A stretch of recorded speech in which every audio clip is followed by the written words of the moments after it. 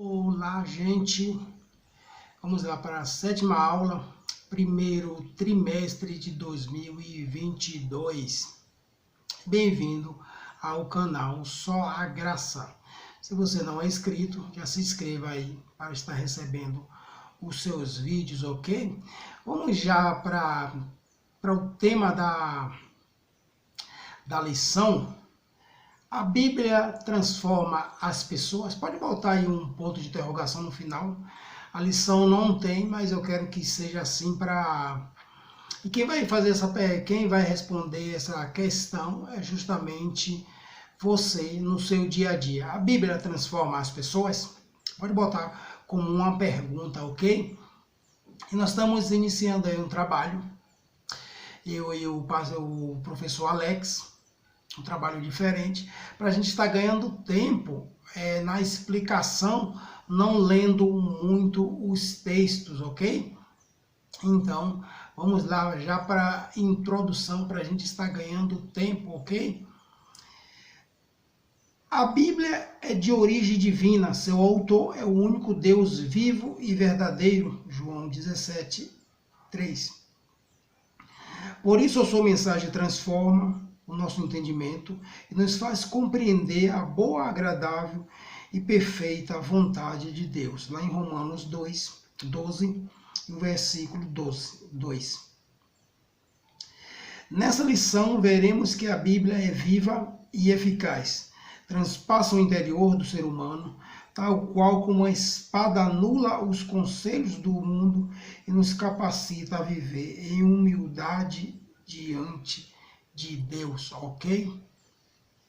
Então já vamos aqui para o primeiro tópico. A Bíblia é a palavra viva de Deus, ok?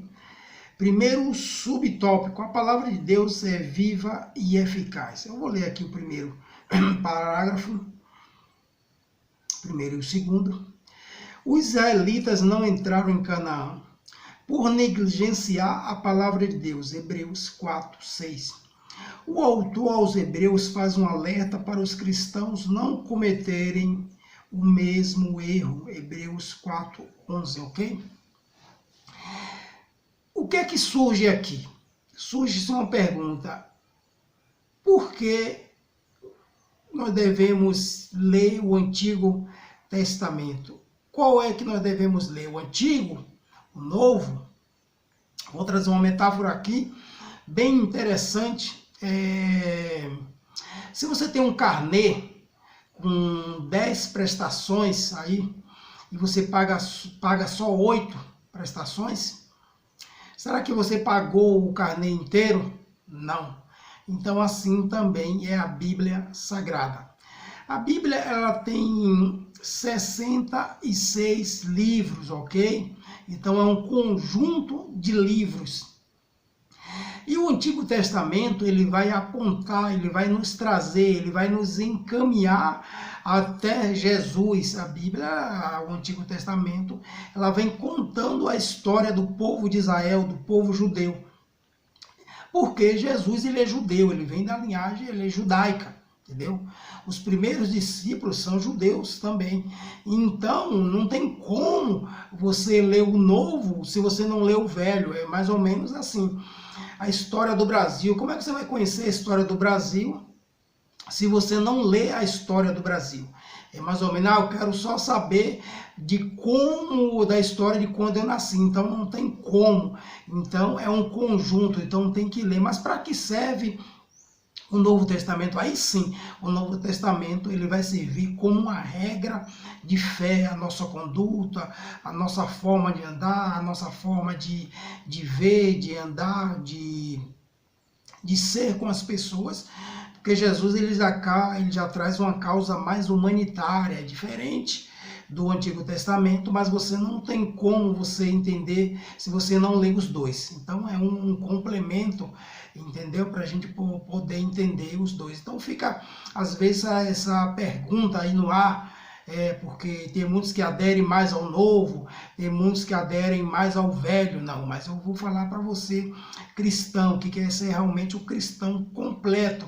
Você tem que ler toda a Bíblia, não tem para onde correr. é um conjunto, chamado de conjunto da obra, ok? Então essa já é a explicação aí do primeiro subtópico, porque é algo para a gente não errar mais. O autor fala que é para a gente ver. Então, se a gente não lê, como você vai saber os erros que foram acontecendo? Não tem como. Então, aí é já algo para a gente já se policiar dessa maneira.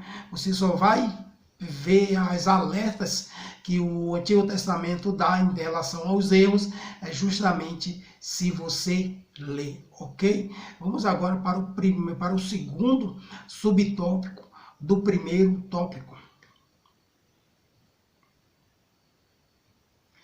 A palavra de Deus é espada penetrante, ok? Eu quero ficar aqui no último parágrafo, para a gente procurar entender aqui, que significa assim. Significa que ela atinge o amargo no nosso interior, examina os segredos obscuros e revela nosso verdadeiro caráter. Ainda expõe os desejos de nossa alma e os conflitos entre o nosso espírito e a carne. Lá em Gálatas 5, 17. Por que essa ideia? Eu quero trazer uma ideia aqui bem interessante. A Bíblia, ela tem algo muito bom, que eu gosto demais, é justamente não esconder nada dos seus personagens, dos seus homens, que se faz presente na sua escritura. Isso é, mostrando que os homens que estão ali descritos não são homens mágicos, não são super-heróis como nós vemos nos filmes, como nós vemos aí em desenhos, como nós vemos aí nas mídias, né? Então, por quê? Porque o que é que Deus faz? Deus vai usar propriamente o homem justamente para mostrar que os homens são falhos. Nós vamos pegar aí com Abraão, considerado amigo de Deus, né? E Abraão mentiu várias vezes, fez várias atrocidades aí dentro da sua trajetória. Davi, Jacó, Moisés com assassinato, né? Escondendo o homem ali na areia e fugindo. Então, e outros. A Bíblia não vai esconder nenhum. E muitas das vezes, pregadores, pastores, eles não gostam muito de mencionar essas partes desses homens, escondendo assim a sua trajetória, e só contar que eles foram heróis, mas não. Nós vamos ver aí Davi, principalmente Davi, o homem considerado segundo o coração de Deus, as suas atrocidades, os seus erros. Então a Bíblia não está para esconder ninguém. Paulo, né, antes de se converter, um grande assassino de cristãos. Então a Bíblia ela traz essa ideia, mostrando quem eram os seus personagens, e hoje também não seria diferente também.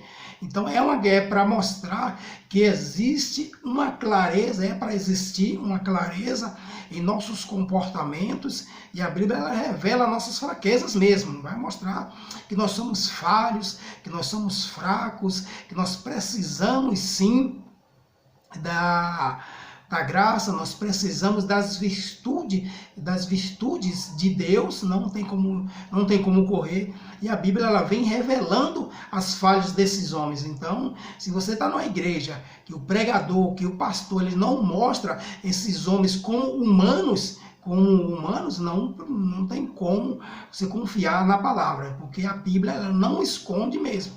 Então, se você tem alguma dúvida também, leia, para você compreender que a Bíblia ela não vai esconder nada desses homens, de nenhum que esteja ali dentro, nem homem e nem mulher, ok? Então isso aí para a gente já procurar entender como que se trabalha as Escrituras de Deus. Infalível, né? Inerrante, né? Assim? É assim mesmo. Então vamos lá. Agora nós vamos aqui para o terceiro subtópico. A palavra de Deus é apta para discernir, não é isso mesmo? Muito bem.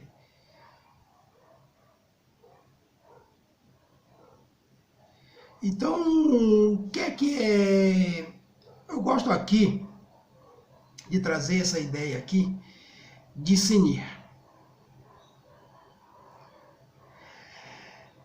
Eu quero ficar aqui, vamos lá, vamos ler aqui no comecinho para a gente já procurar. A mensagem bíblica também é apta para discernir os pensamentos e intenções do coração. Hebreus 4:12. Vou ficar só até aqui nesse primeiro parágrafo. E eu quero trazer uma mensagem aqui dentro, não de Mateus 4:12, mas eu quero trazer dentro de, não de Hebreus 4:12, mas de Mateus 15:19. Jesus, certa vez, conversando com a liderança judaica, somente ali os fariseus, né, que são os que mais ia para cima de Jesus, né, os fariseus, os saduceus, mas Jesus ele fala que a boca, ela fala daquilo que o coração está cheio, isto é, o ser humano em seu estado natural, ele fala muito daquilo que o coração está cheio, tipo é o ódio, Jesus vem classificando aí o ódio, o desejo de morte, a inveja, tudo isso, a maldade que o ser humano traz. Então essa é a preocupação que Jesus tinha com o ser humano. É tanto que ele traz uma ideia, uma busca interior, uma transformação interior de dentro para fora. Então ele vem trazendo essa ideia e mostrando para a liderança judaica que a transformação que o homem tem, ele precisa, porque o homem ele traz dentro dele esses fantasmas, e esse fantasma em relação à maldade, em relação ao que o coração está cheio e chega a transbordar. É tanto que eu falo que o homem ele parte por 3 estágios de sua maldade. É o pensamento, né? Em palavras, em ações, em atos também.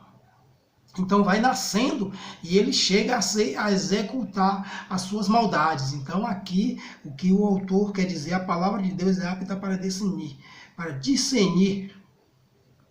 A mensagem bíblica também é apta para discernir os pensamentos e intenções do coração.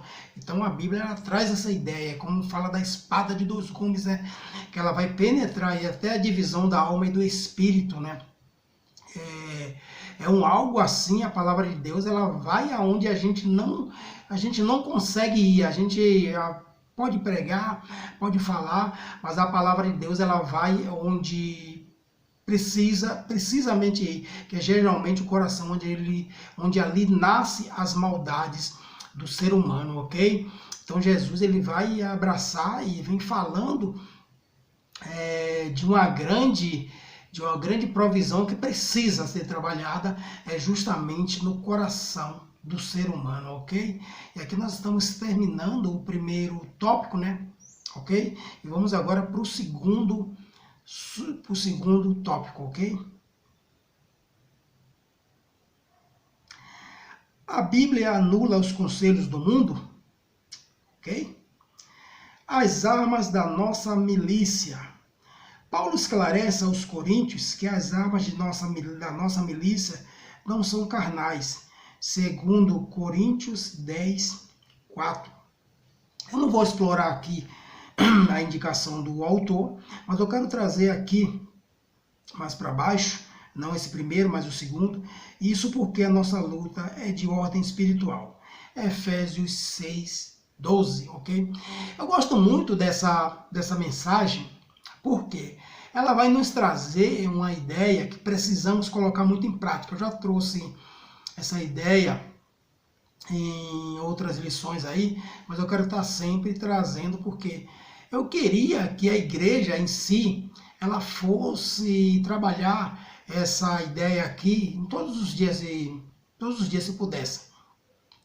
E para que o cristão ele venha ter essa consciência que a nossa luta ela não é contra a carne, não é contra o ser humano, não é contra a parte física, é contra as hostes espirituais, é contra o mundo espiritual. E como que eu venço o mundo espiritual? Com armas espirituais, oração, jejum, perseverança, lendo a Bíblia. É assim que você vence. Porque nós temos uma mania de olhar muito para o exterior, nós olhamos para o exterior.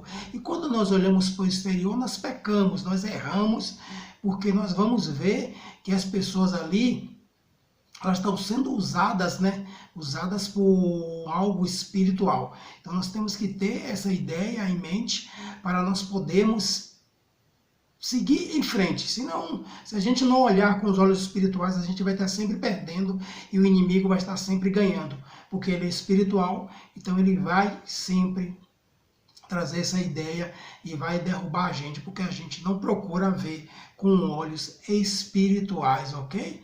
Vamos agora para o segundo subtópico do segundo tópico, ok? A destruição das fortalezas, ok? Vamos lá. A Bíblia afirma que o mundo jaz no maligno, ok? Vou ficar em 1 João, primeira carta de João 5,19. O líder das forças do mal é o diabo, 1 Pedro 5:8, ok? Vou ficar só por aqui. Eu já falei em outras lições também, vou estar procurando buscar isso aí, que é o seguinte, o material. O mesmo material que Deus usa para abençoar o ser humano, para fazer as bondades, é o mesmo material que Satanás usa, que o inimigo usa. O Satanás, o inimigo, também ele vai usar o ser humano também, eu já falei. Como ele não pode atingir Deus, então ele vai atingir a imagem e semelhança de Deus. Nós vamos olhar aí que todas as atrocidades, todos os erros, todas essas calamidades, muitas das coisas que nós vamos ver, elas são feitas pelas mãos dos homens, pelas mãos do ser humano. Por quê?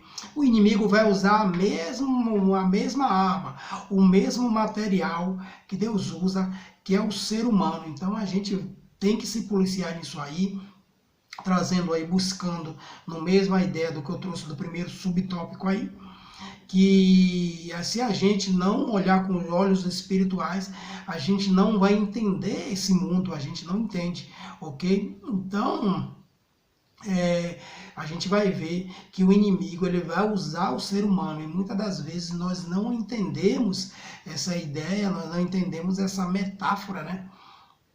E o inimigo ele vem trazendo, e ele traz mesmo, não tem essa ideia.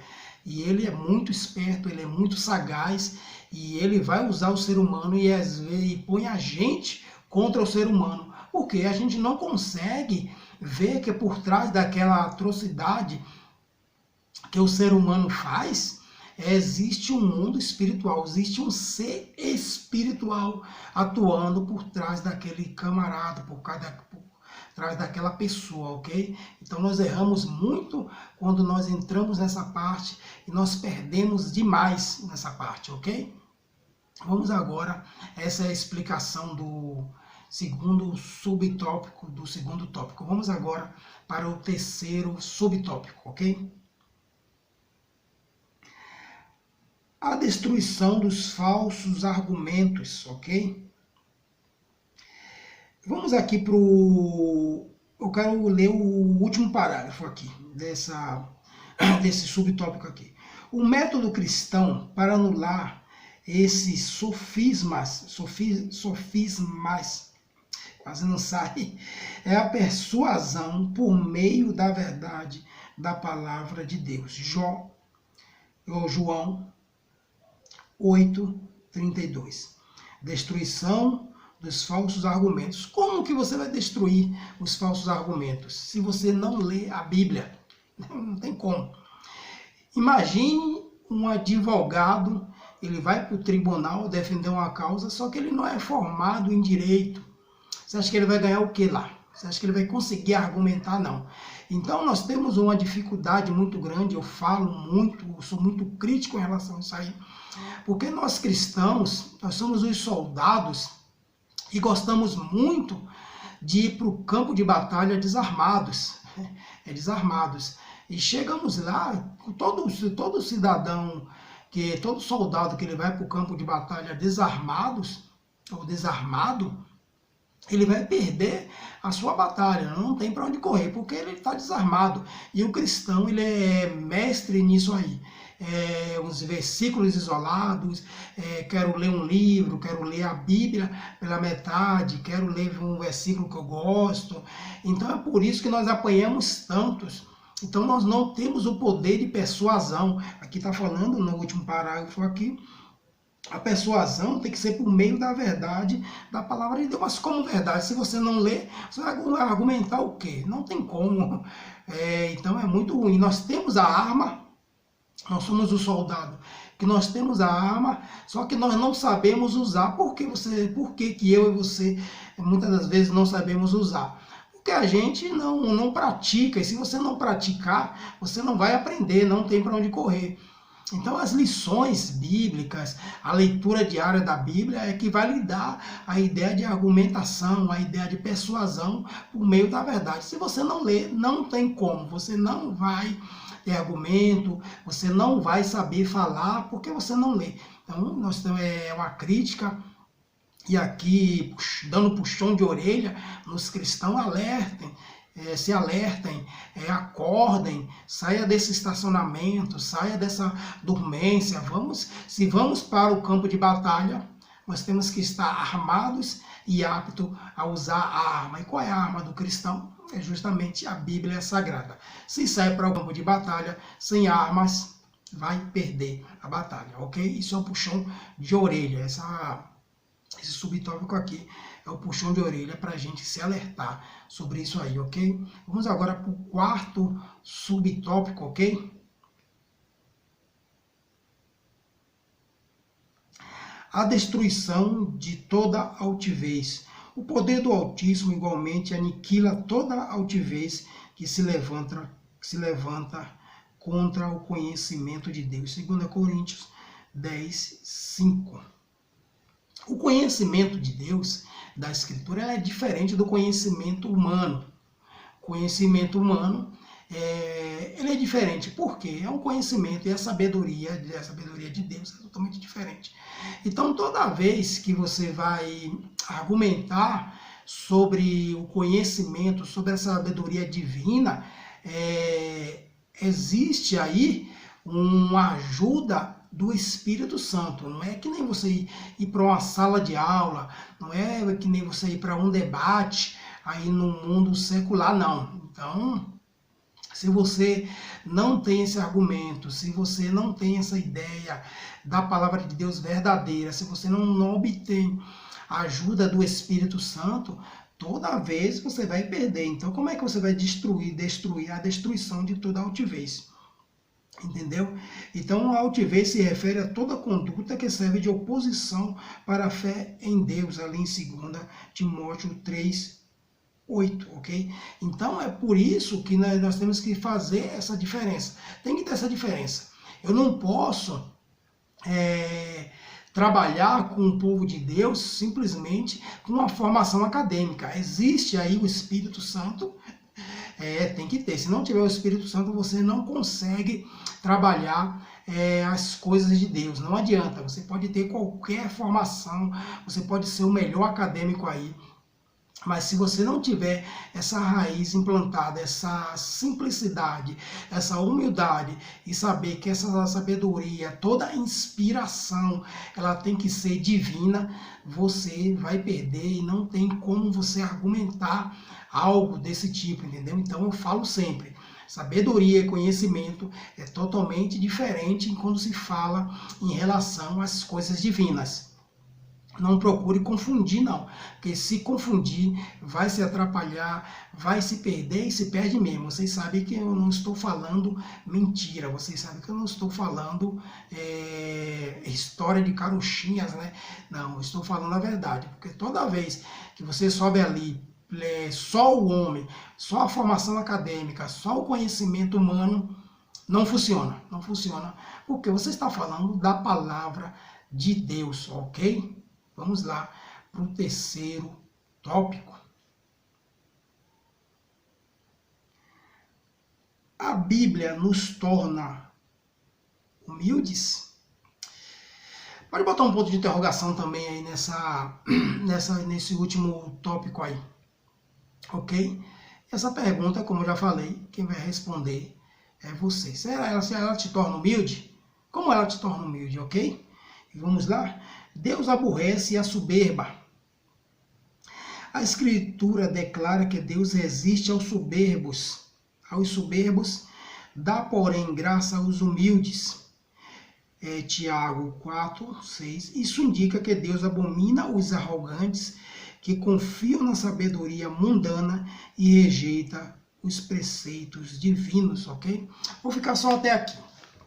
Meus queridos, é o seguinte, quando se fala em humildade no meio cristão aos dias de hoje, parece que existe um distanciamento muito grande aí entre a teoria e a prática. Vocês sabem que eu não estou mentindo. Vocês sabem que eu não estou mentindo. E quando que isso começou? Porque na atualidade o que nós vamos ver não tem nada a ver com Cristo. Não tem nada a ver com Cristo. Porque Cristo é amor. O que nós vamos ver aí é muita briga, é muita inveja, é muita... puxando um tapete um do outro, brigas por cargos, brigas por lideranças. Então nós estamos vendo que o cristianismo de Jesus parece que ele não encaixa aos dias de hoje. Mas pode surgir uma pergunta, quando começou isso aí? Então nós vamos dar uma esticada um pouco na história aí, vamos começar desde o início lá.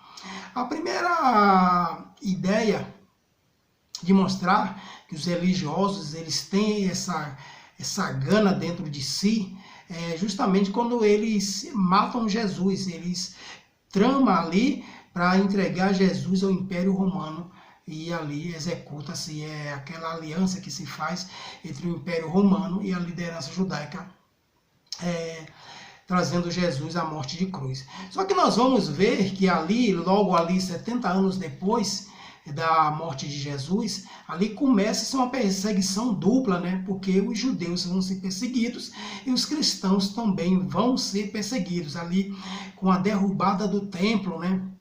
A derrubada do templo e a expulsão dos judeus ali da sua terra, né?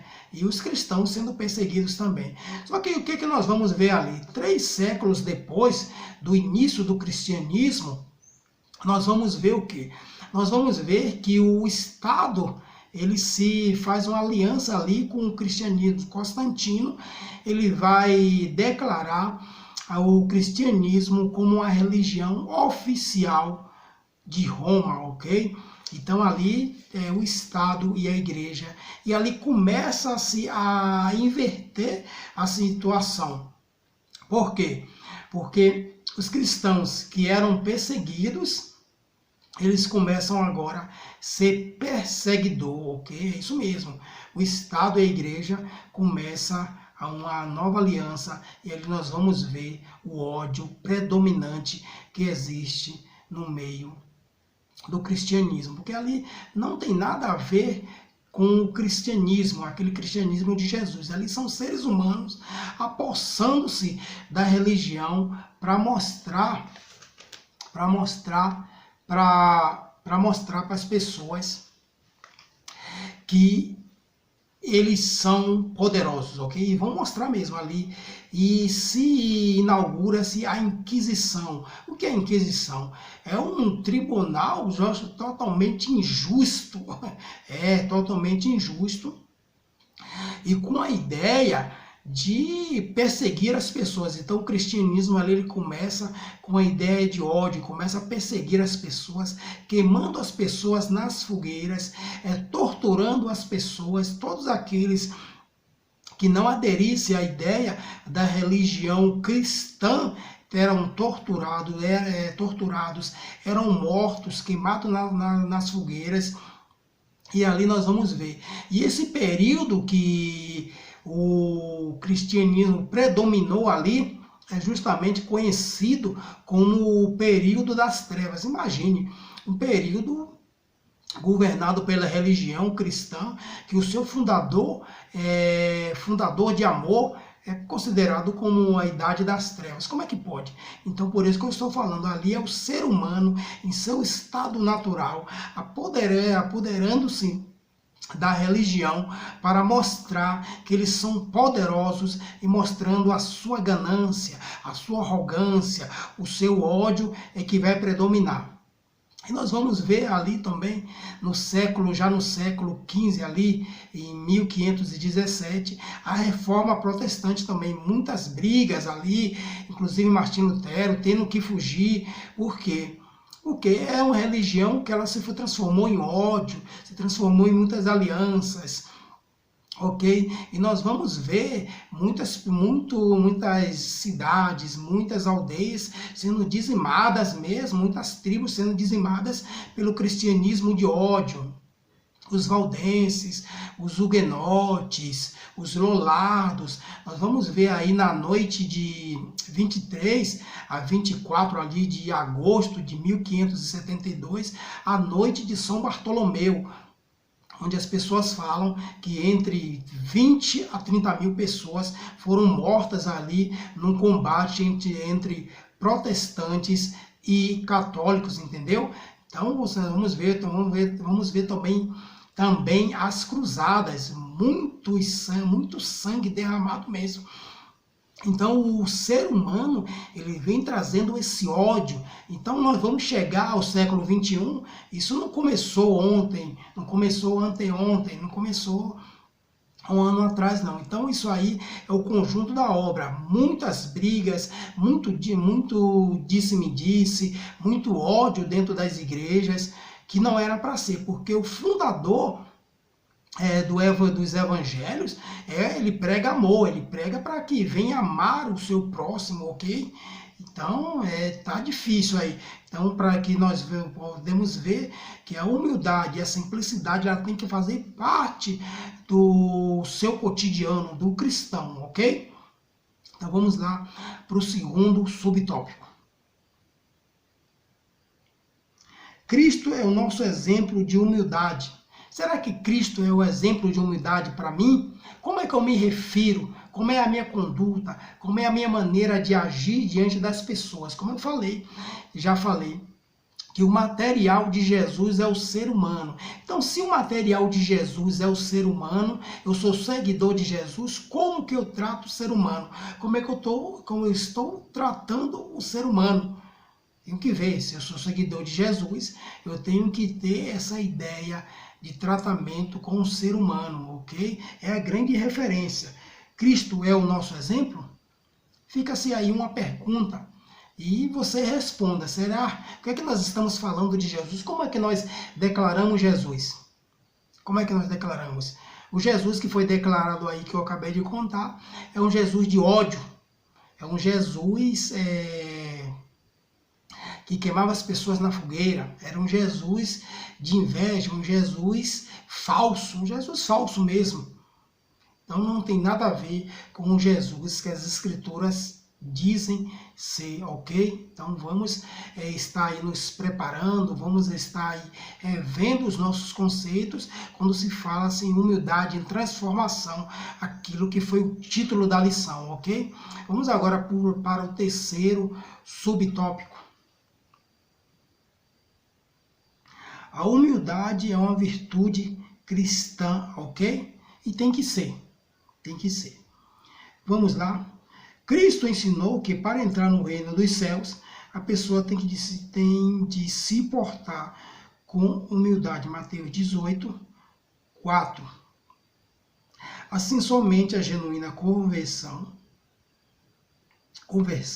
é capaz de modificar a nossa forma pecaminosa de viver. 1 Coríntios 6, do 9 ao 11. Eu quero trazer aqui, não vou me basear nesses dois aqui, mas eu quero trazer algo diferente. Livro de João, o Evangelho de João, 13:35. Jesus falando para os discípulos que eles tinham algo que faria com que o mundo conhecesse eles. Era um logotipo, era uma marca que deveria ser trazida sobre as suas vidas, e assim o mundo veria quem seriam eles, ok? E esse logotipo ia marcar onde eles chegassem, e nós temos que trazer também esse logotipo. Que logotipo é esse? Que marca é essa que o cristão ele tem que trazer, ele tem que mostrar para as pessoas? Era o amor. E Cristo fala, olha, vocês serão conhecidos pelo mundo, que são meus discípulos, se vocês tiverem amor uns pelos outros, ok?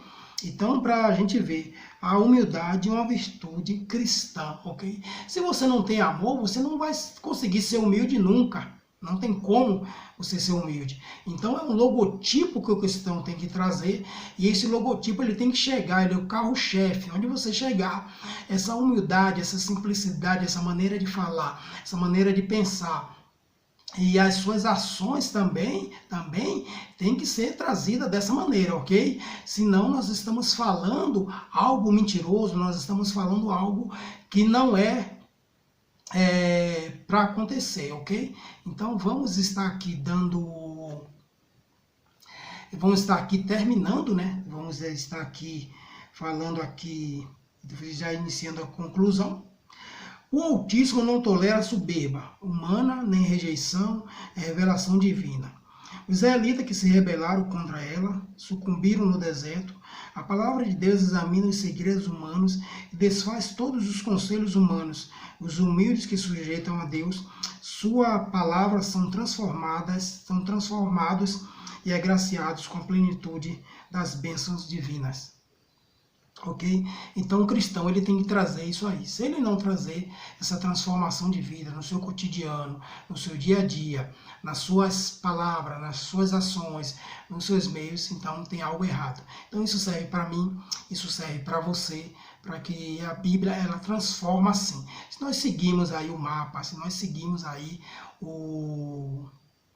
a bússola, os evangelhos, principalmente os evangelhos, aí nós vamos ver que a mudança, seguimos a Cristo como o nosso guia, nós vamos ver que nós possamos mudar e mostrar ao mundo que nós somos transformados. E ok? Aqui eu agradeço, que Deus continue abençoando a vida dos irmãos aí, em nome de Jesus.